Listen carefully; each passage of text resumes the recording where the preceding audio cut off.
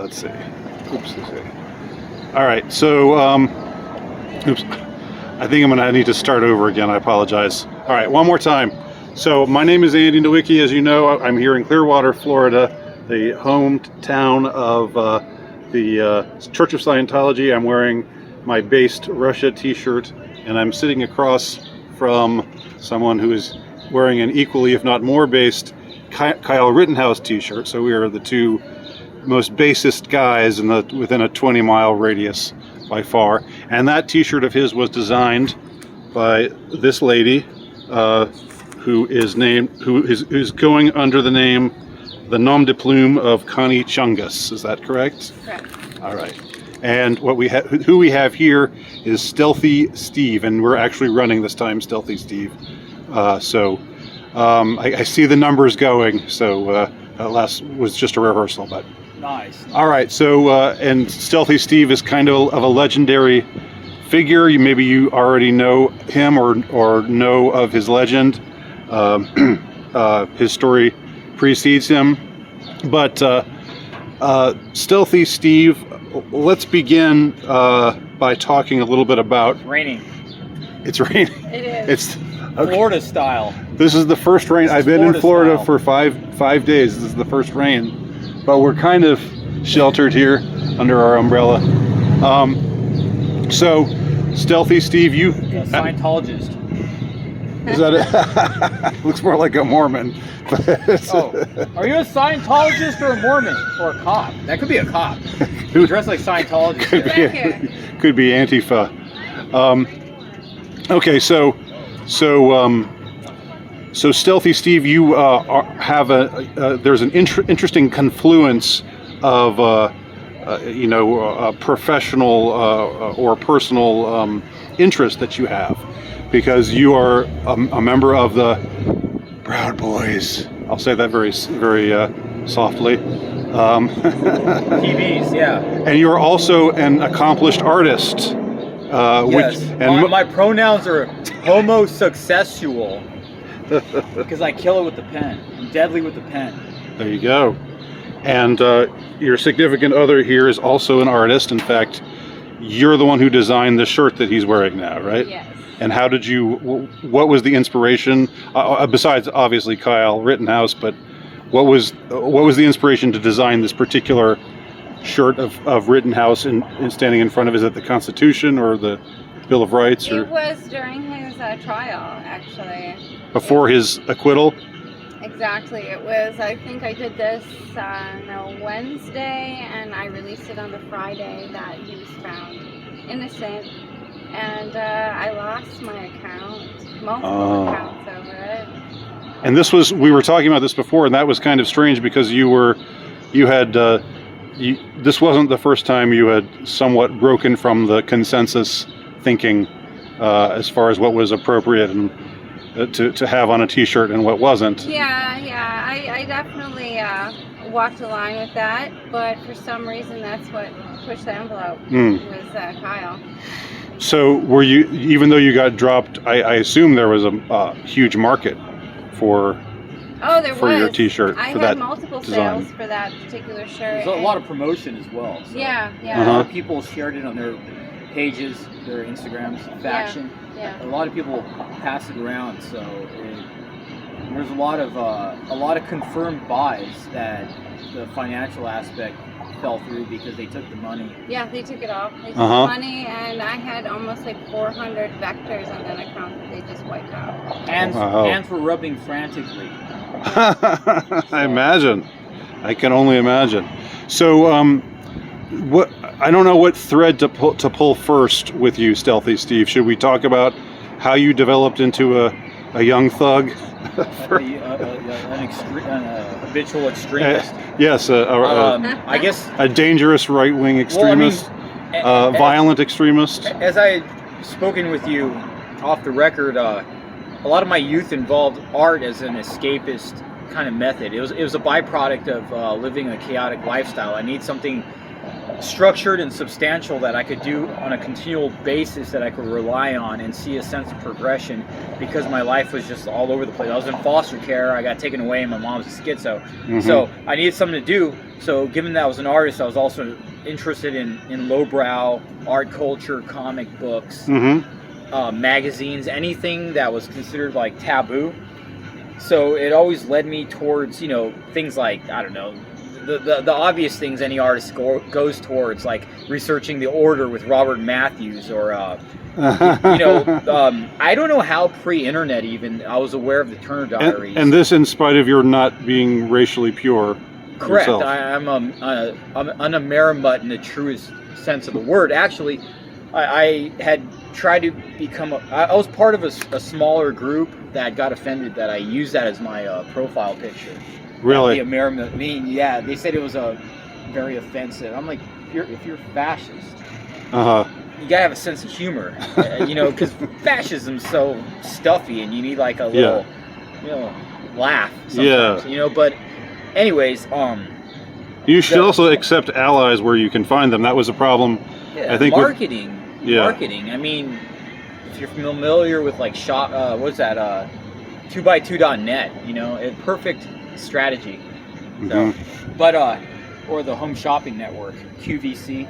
So right. I used to do crime scene cleanup, and a lot of times we had to deal with QVC addicts, like Home Shopping Network addicts, and they would have houses just trinkets, baubles, and so you're talking about hoarders, those types exactly. of people? Yeah, they would just collect this stuff. It was like a sense of like empty fulfillment that was on a vicious Ouroboros forever. But yeah. Anyways, like the art always led me towards the things that were considered subversive and taboo. Right. And at first, it's for shock values, for the sense of it being forbidden, and you know, of course, some of the most forbidden things tend to be the most powerful symbols and ideologies on the planet. The more you forbid them, the more powerful they become. Yeah. But there's a reason they do that, and I always had that in the background as I did art, but the art scene was always extremely, given I was from Southern California, the art it was extremely Latin socialist, I guess you could say, or you had to be a hipster drawing geometric octopuses, right? You know, like non-representational, and you know, before it was underground, you know, right. You had to be cool. So it's like you had one or the other. So me and my buddies, I was in an art group called SCAR. I am still. And does that stand for something? Or Southern California Art Revengers.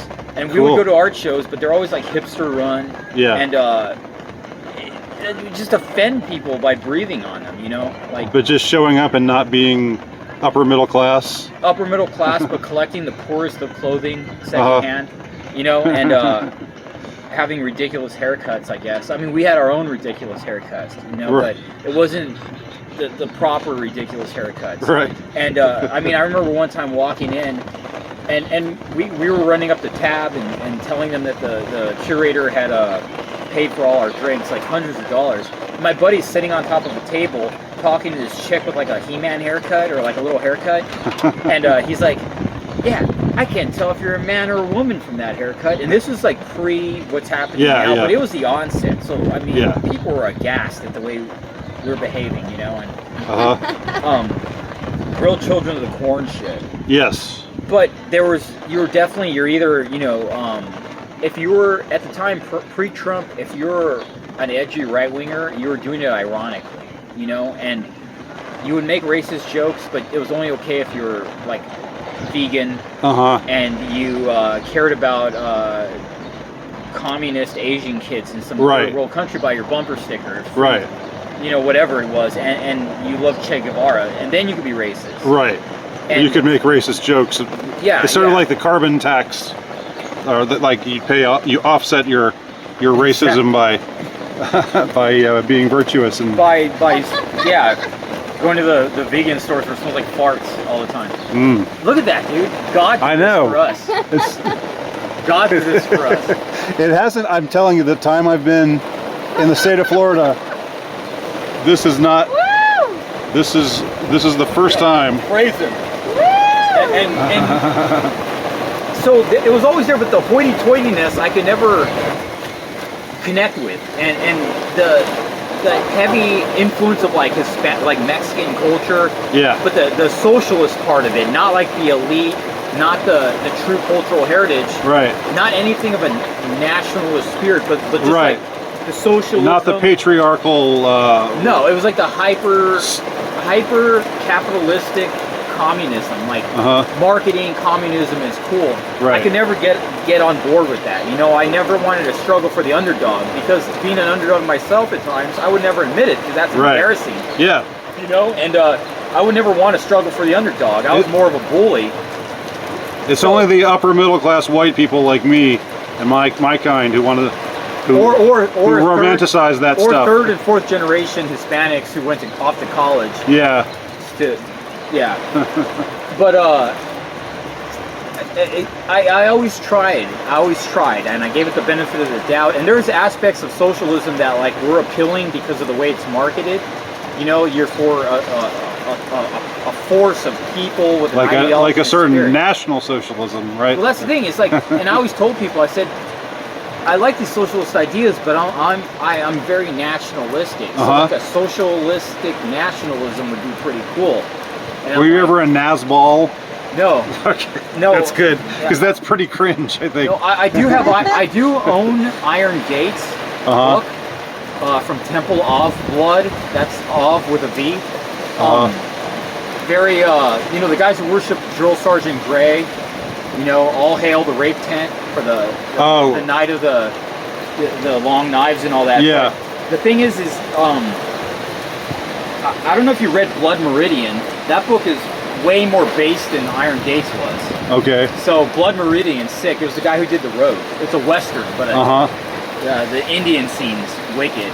But I've heard of it, but I haven't seen it's it. good. This is an audio book, because who reads? Or read it. Days? Yeah. I read your book. Oh yeah. So well, thank you. But eventually, when like I always was considered just edgy, and he's just doing it to get a rise out of people and to be offensive, and you know, it's his gimmick, his shtick. And then the thing that allowed me, and I would say one of the second greatest thing Trump ever did, aside from getting me in touch with my now brothers, is he enabled me to say what was on my mind, and for people to finally take me seriously.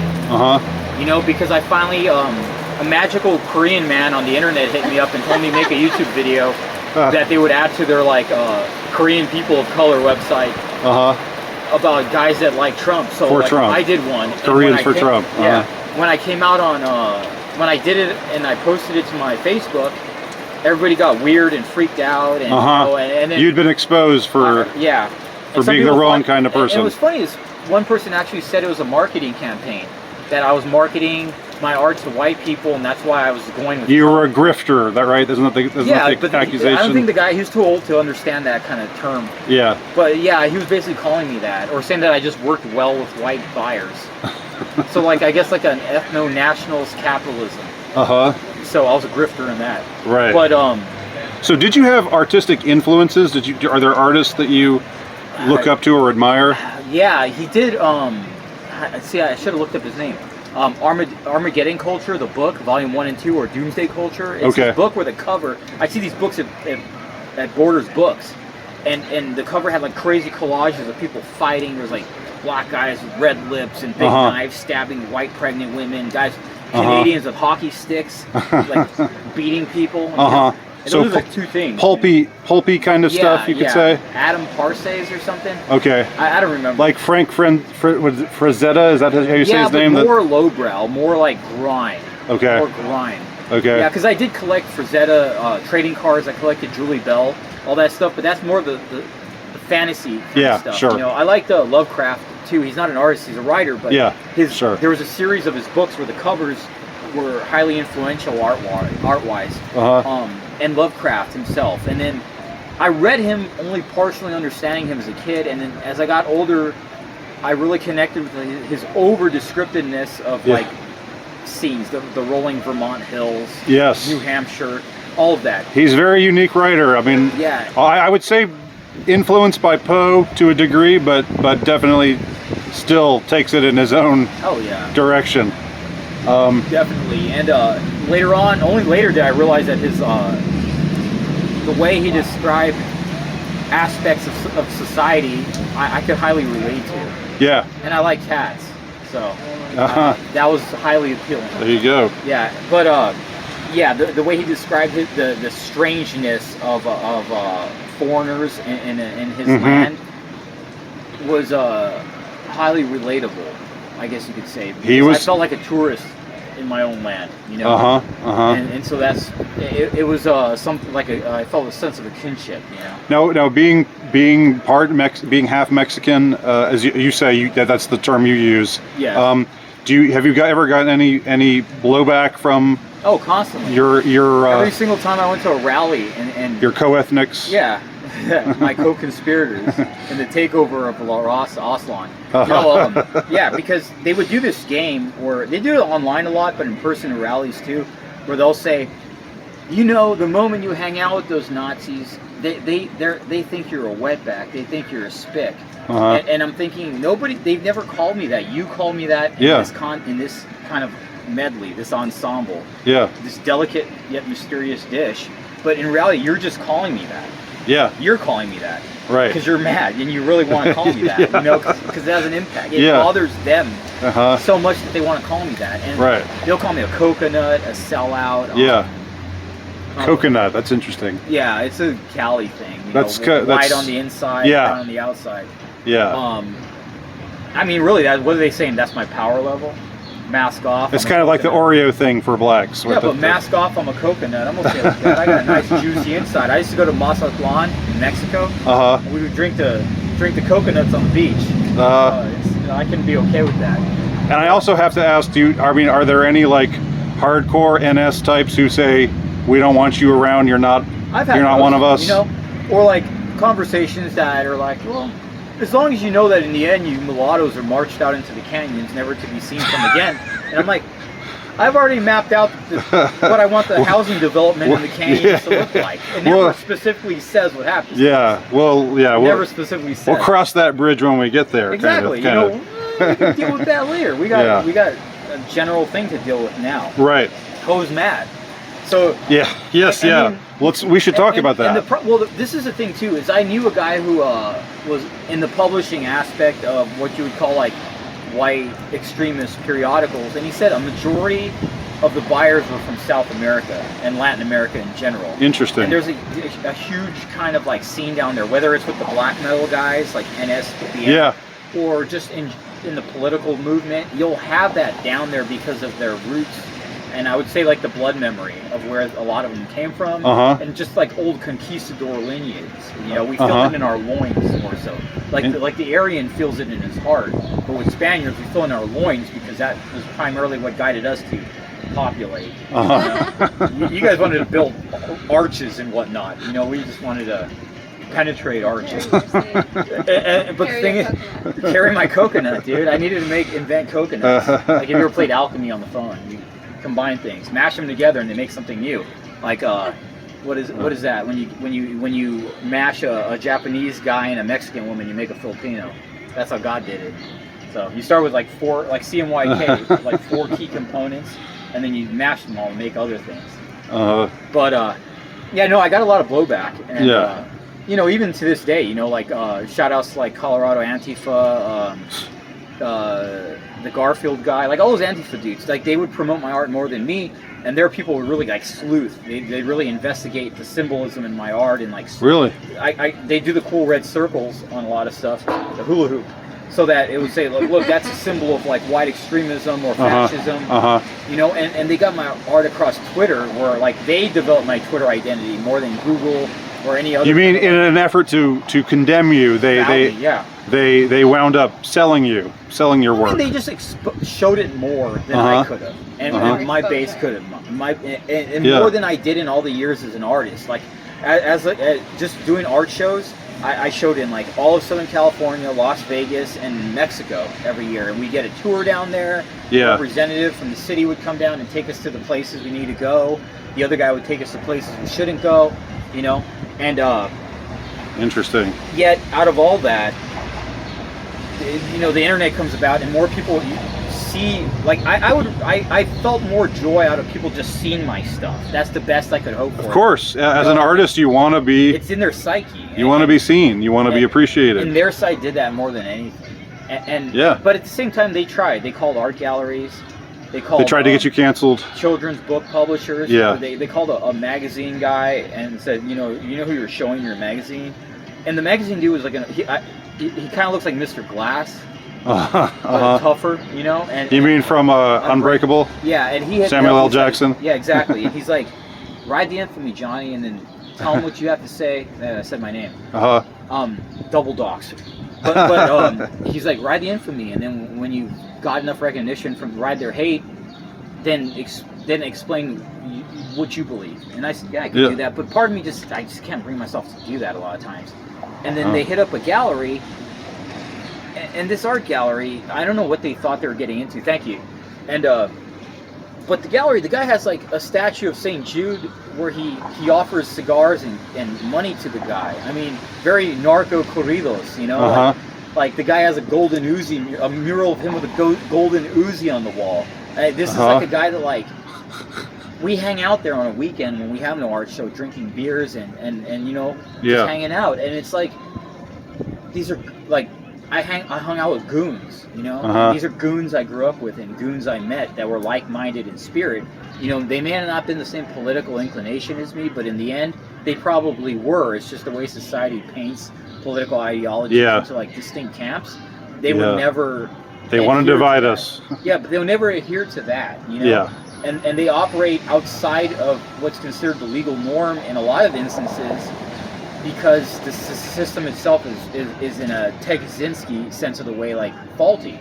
You know? So I can't knock them for what they may do extracurricularly, you know, but at the same time to regulate their credit score, you know, and but these people thought that they would affect me by telling my friends and cohorts like what I believe, and they're like, you're Johnny, you're cool with me, you know, I know how you are. You know, but we don't care. You know, you've always been cool with us, and it's like, and they forgot that real life happens. Outside the internet, and like in real life, not everyone lives under the boot of like their coffee shop boss or their like art peddlers. They forget to realize that not everyone is cookie cutter like that. Not every art gallery owner is a certain way. You know, they were harassing a black magazine guy. They were harassing a female, like a first generation feminist book publisher to get to me. And they were trying to out me, making up things. I did crime scene cleanup. They were saying that I was touching valuable police evidence in one of the posts, and I'm thinking like they were really working hard. They really had a big file on you. And it's like the thing was, it was like, dude, like none of that stuff was police evidence. Like, it was goofy, you know. And I can't help it when you put on the PPE mask and you have to go clean up a body, you just want to splash around in it for a while. Like, I never did, but you get that, like, you know, you get ansious, like that urge where you just want to do something weird, like rub someone's nose or something, and you just want to splash around because there's like I wouldn't know. 3 in the morning and there's like a blood pool gutter. You know, you're trying to scoot away the 7-Eleven paraphernalia, the hot dog wrappers and chinchorito bags, and then like there's, you know, but yeah, I mean, and that's how I ended up where I am now. Well, that's all. I came to Florida. It is a fascinating story, and I know the two of you met in Southern California. Yeah. And it was a typical American love story. Facebook. Met on Facebook. I worked at the marijuana dispensary that she used to go to. I was a